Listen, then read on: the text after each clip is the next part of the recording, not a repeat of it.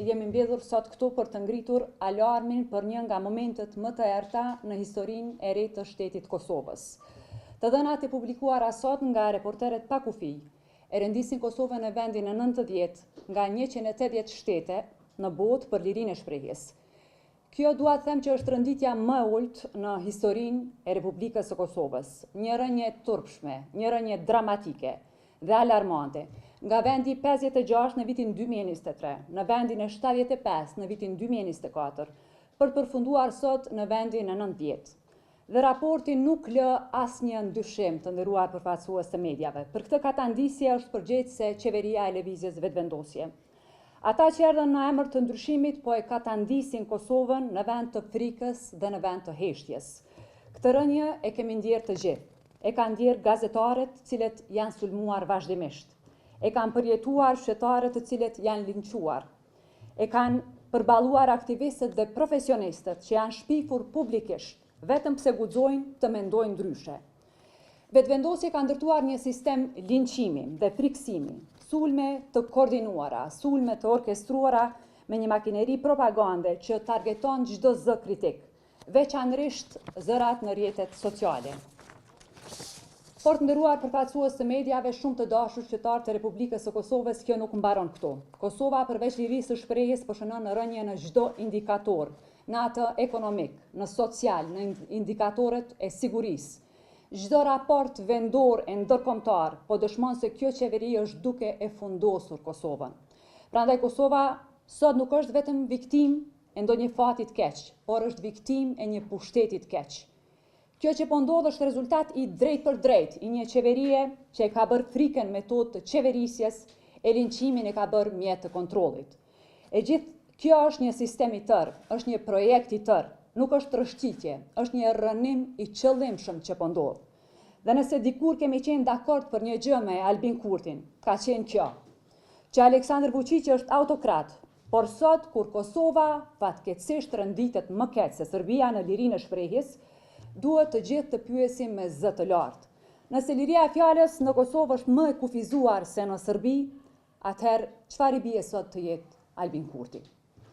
Kjo është pyetja që e sfidon ndërgjegjen e secilit qytetar në këtë vend. Kjo është pasqyra ku secili nga ne duhet ta shohë realitetin. Në fundit një pushtet që friksohet nga fjala është një pushtet që e di se nuk ka të drejtë. Dhe çdo pushtet që nuk ka të drejtë, natyrisht që nuk ka as të ardhme.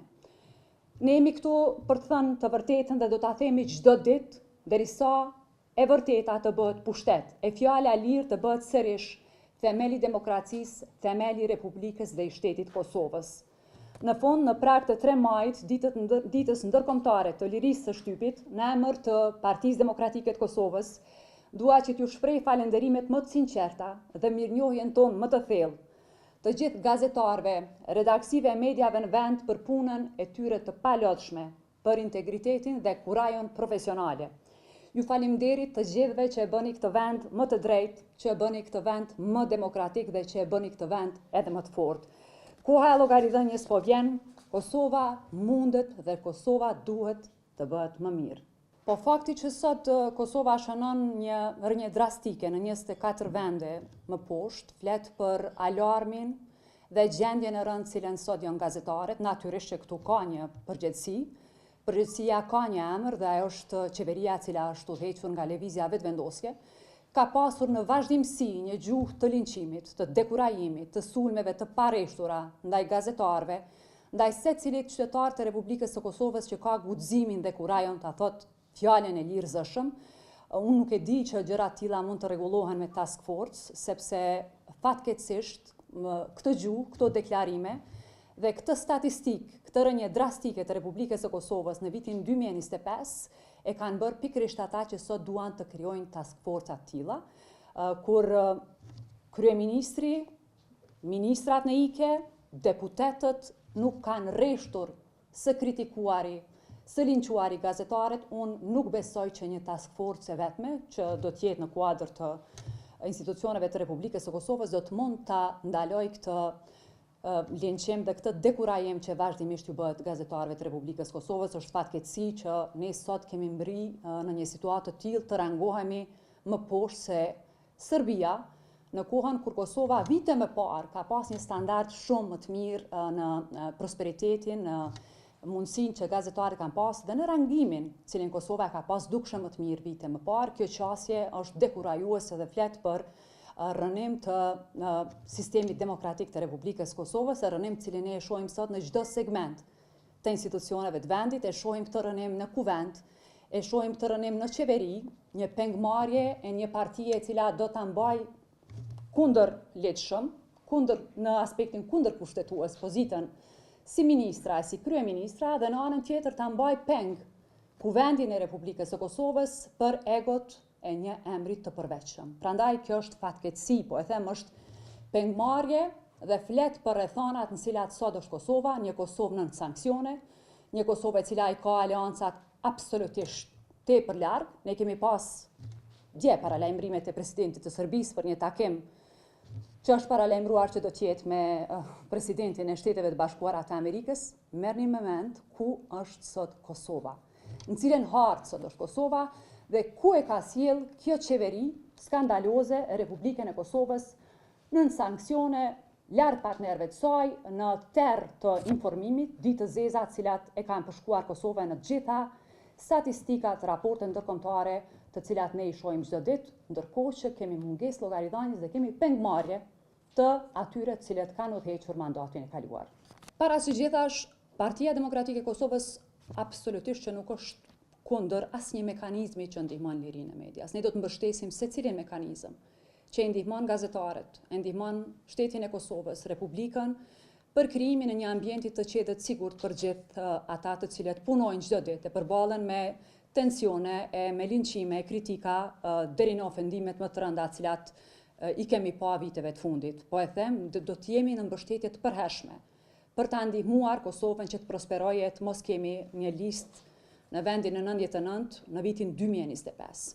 Por natyrisht kjo nuk varet krejtësisht nga ne. Ju e dini që situata sot është e bllokuar. Ne kemi tentativa prej datës 15 prill për t'i hapur rrugë institucioneve të reja të Republikës Kosovës, ligjet cilat mund të bëhen atje të ndihmojnë edhe median e lirë, por edhe një vullnet politik cilën ne nuk e kemi parë të kaluarën. Nuk mjaftojnë vetëm ligjet në rast se institucionet nuk kanë vullnet politik për të penguar dhe për të mos lejuar që çdo ditë nëpër media tona të kemi përpjekje të pareshtura të zyrtarëve të shtetit, të ish zyrtarëve nëse mund t'i quaj, të cilët kritikojnë, e sulmojnë, e linçojnë gazetarët dhe nuk i lejojnë që ta bëjnë punën e tyre me përkushtim.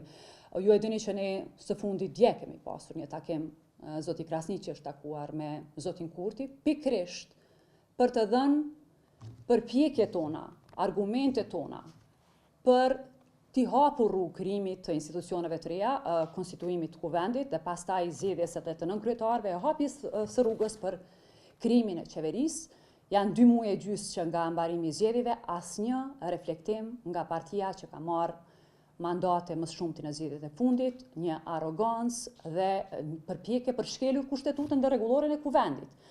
Nuk mund që me arbitraritet theksuar një subjekt politik të provojë të instalojë diktat, e para të imponoj një kandidat që nuk merr besimin e deputetëve në kuvendin e Kosovës, e dyta të shkel procedurat që një proces që ka filluar tash e sa kohë, që është procesi i votimit për zgjedhur kryekuvendarin ose kryekuvendaren, të provojë që të ndikojë në procedurat e brendshme të kuvendit e të ndryshoj formën e votimit. Kjo nuk ndodh në asnjë shtet demokratik, nuk ka ndodhur asnjëherë në Republikën e Kosovës, dhe është një precedent i rrezikshëm për mënyrën se si këta e shohin shtetin, e shohin ligjin dhe e shohin kushtetutën e Republikës së Kosovës. Unë jam deputete zgjedhur prej vitit 2010. Kam 6 mandate në kuvendin e Republikës Kosovës, në memorien time si parlamentare asnjëherë të vetme. Ne s'kemi pas përpjekje për të devijuar procedurat në kuvendin e Republikës Kosovës, për të shkel procedurat në një proces i cili ka filluar para sa kohe. Nuk mund të imponohen vendime cilat shkelin rregulloren e kuvendit, është një rregullore që është bërë pas 10 viteve, është ndryshuar. Dhe sot me saktësi rregulloria e kuvendit flet se kur mund të ndodhë një votim i msheft. Thotë subjekti politik që ka provuar të devijojë nga procedurat, absolutisht që ka bërë përpjekje vetëm për të blerë kohë, sepse dim që kandidat janë në fjalë, nuk arrin që t'i marrë votat, por të provoj që brenda procedurave të ndërhyj paletshëm për të imponuar një formë tjetër të votimit, e cila nuk ka marrë mbështetjen dhe nuk do të merr mbështetjen tonë, dhe e keni parë edhe dje që nuk ka marrë mbështetjen as të subjekteve tjera politike. Zonja Liliu, ne të shohim që vazhdimisht jemi këtu përsëri. Çka ka me bëu nesër PDK-ja? Partia Demokratike e Kosovës i ka thënë qëndrimet zëshëm tash e sa kohë. E kemi thënë edhe dje në takimin me zotin Kurti, e kemi përsëritur tash e sa kohë. Nuk mund të instalohen përpjekje të një subjekti që provon të nënshtrojë vullnetin e deputetëve. Deputetët me kushtetut kanë lirinë e tyre që të votojnë ashtu siç ata dëshirojnë.